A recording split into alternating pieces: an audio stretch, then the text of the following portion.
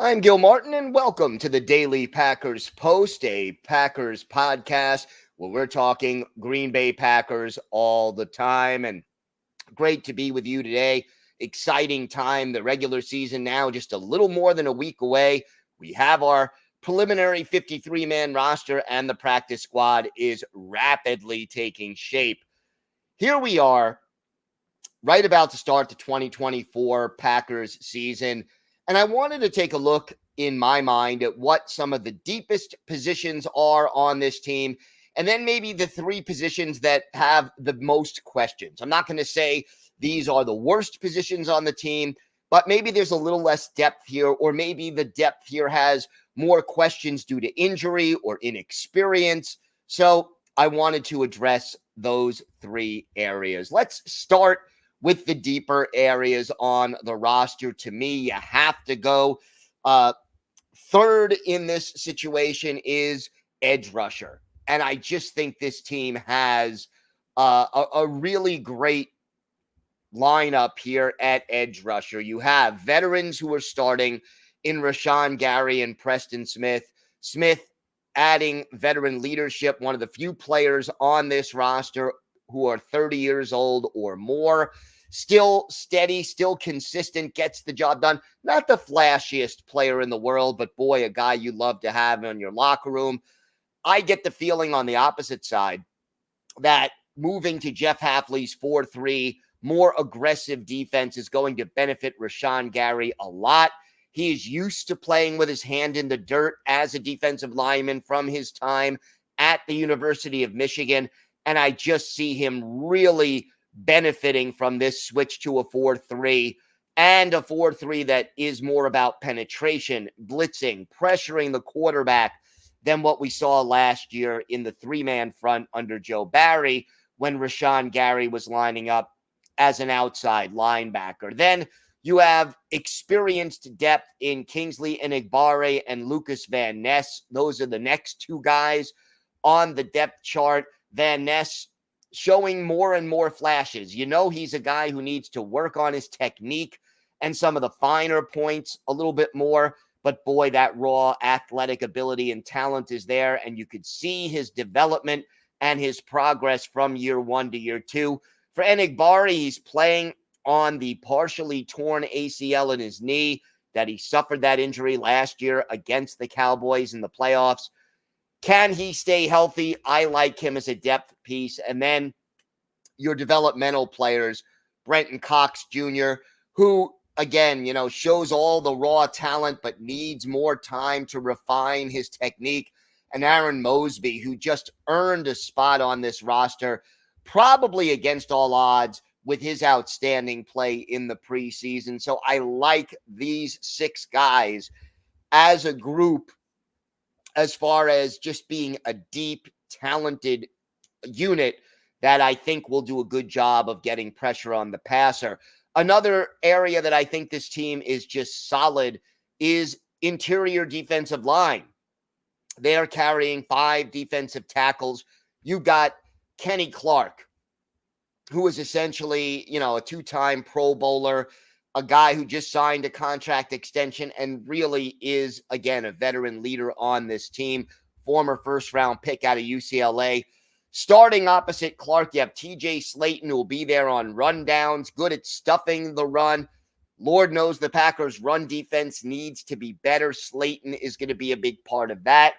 And then, Devontae Wyatt will likely replace Slayton on passing downs.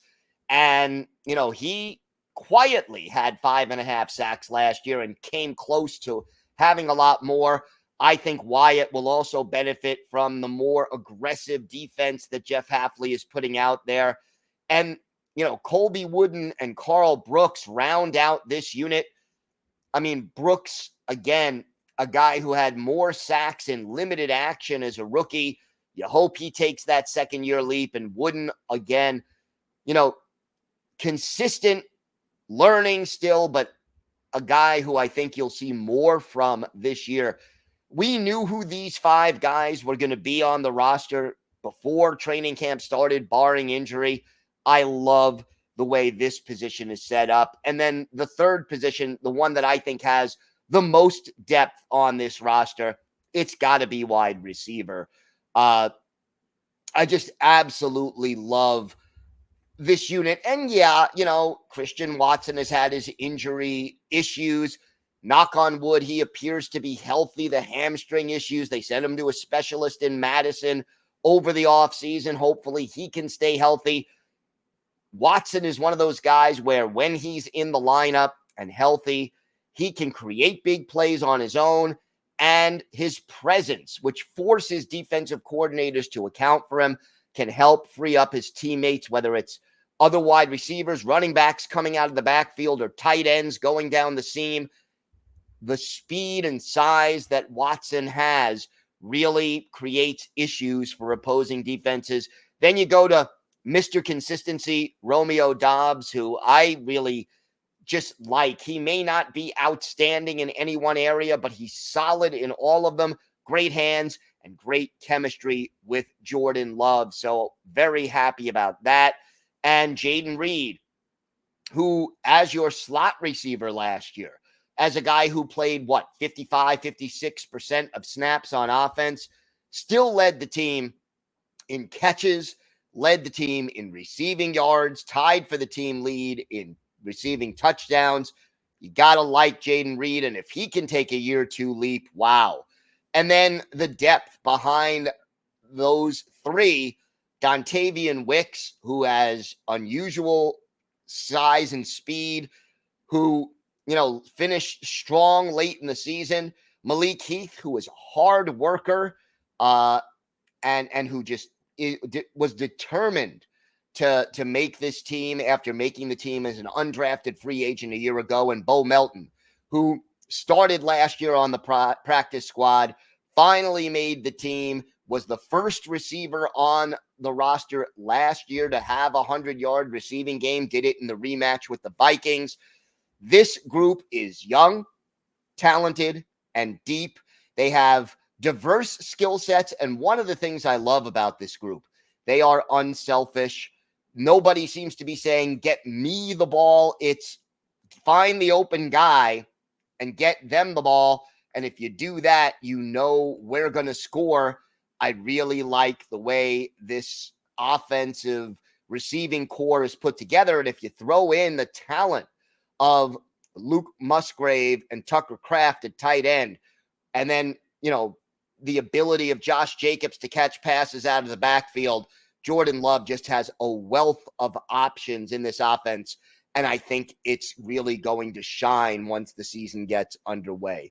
As far as three position groups that I am the most concerned about, and I'm not saying these are weak links in the chain, I'm just saying there are reasons for concern about these three groups. And the first is mostly due to injury, and that's at running back. And I'll explain why I'm a little concerned about the running back situation. I love Josh Jacobs. I think he's going to be great as a replacement for Aaron Jones, who was one of my favorite Packers and a great guy, both on the field as a leader, as a running back, and in the community. But Jacobs is younger, more durable, knock wood. I think Jacobs will be a great replacement. And look, we haven't even seen what he can do. He had, one carry all preseason, and it came in the first game against Cleveland. So for Josh Jacobs, I think that's a great thing. The depth is what has me a little bit concerned. Why? Well, we know A.J. Dillon is now out for the year. He was put on injured reserve without a designation to return. Feel bad for A.J. Dillon. He's a great guy, a great teammate, great in the community. You were hoping on this one-year prove-it deal that he would get a chance to play as sort of the change of pace or short yardage back. But the reason I'm most concerned about the absence of A.J. Dillon, because let's face it, Dillon did struggle last year. He had a difficulty last year, and he's not a dynamic runner. But what A.J. Dillon does for you, more than anything else, is he does those little things right. And Aaron Jones did those little things right too. And by little things, I mean the things you need to do as a running back when you don't have the football in your hands, whether it's picking up blitzes or just blocking in general to protect your quarterback or catching passes out of the backfield. Marshawn Lloyd is a rookie.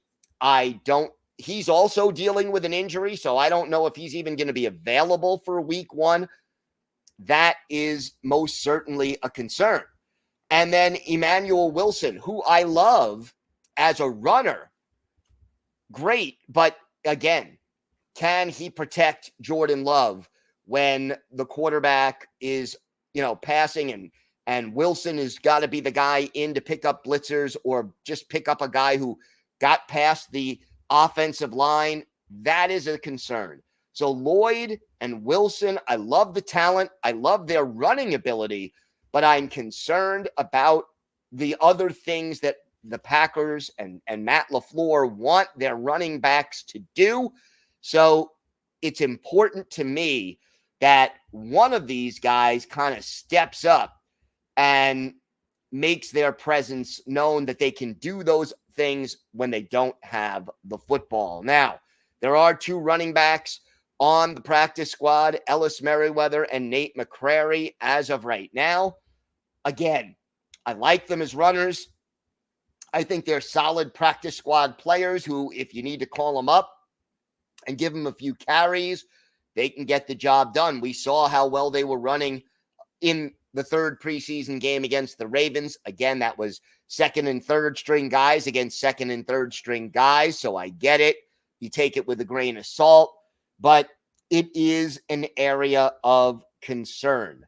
The other area of concern I have right now is the depth at offensive tackle. And, Zach Tom and Rasheed Walker, great starters.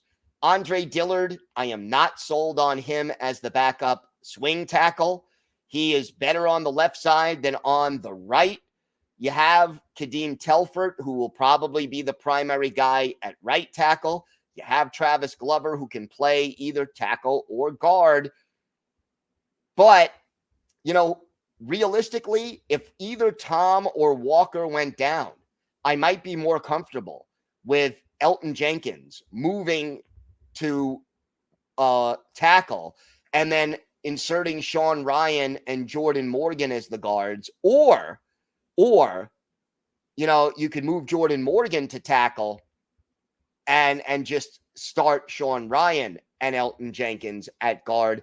There are options, but I am concerned about the depth at offensive tackle for sure. And, two other positions that I'm concerned about. Obviously, backup quarterback is one of them. Malik Willis just added to the roster. He is still a developmental quarterback. So if anything happens to Jordan Love, I'm more confident in Malik Willis once he learns the system that he could, if he had to start 3 or 4 games, win 1 or 2 of them, than I would be from either Sean Clifford or Michael Pratt. Pratt now gone from the team. Clifford now on the practice squad. So there's that. But, if Jordan Love were to go down, this team, I think, would be in big trouble if it's more than a handful of games. And that's a little bit of a concern. And then kicker, the great unknown, Braden Narvison, just signed from the Tennessee Titans after they let him go. Is he the answer? And, at thepackerspost.com, I mentioned earlier this week, before cuts were made, that it's very possible that neither Anders Carlson nor Greg Joseph would be the kicker. I mean, Narvison had a great preseason, hit a 59-yard field goal, only missed 1 kick all preseason, and that was from 58 yards out, but still didn't win the job. We heard Brian Gutekunst say maybe he's a little too impatient with his specialists, but at the end of the day, Narvison has never kicked at Lambeau Field in real game conditions. He is an unknown, and I am hoping that he can settle the kicking situation. Overall, I feel very confident in this team's ability to play well, but I mean, I think this is a playoff team. I think this is a team with, you know, deep playoff aspirations, possible Super Bowl aspirations if the right people stay healthy and the right people take a step forward in their development. But realistically, those positions, the backup quarterback, the kicker, the running back backups, and then the backup tackles, those are my biggest concerns. And if you think about it, the fact that the kicker position is the only one starting position that I'm really worried about, that's a good sign when you're putting together your team. That and how many players the Packers waived ended up being picked up by other teams. That is generally a giveaway that you have a deep and talented roster. So I am looking forward to that. Remember, go to thepackerspost.com for great daily coverage of your Green Bay Packers. Always putting new content up there. And we will be back a couple of times, 2-3 times a week here at the Daily Packers Post, bringing you updates about the team as we prepare for the 2024 season next week, next Friday night in Brazil against the Philadelphia Eagles. I'm Gil Martin. Thanks for joining us today. Thanks for listening to and watching the Daily Packers Post.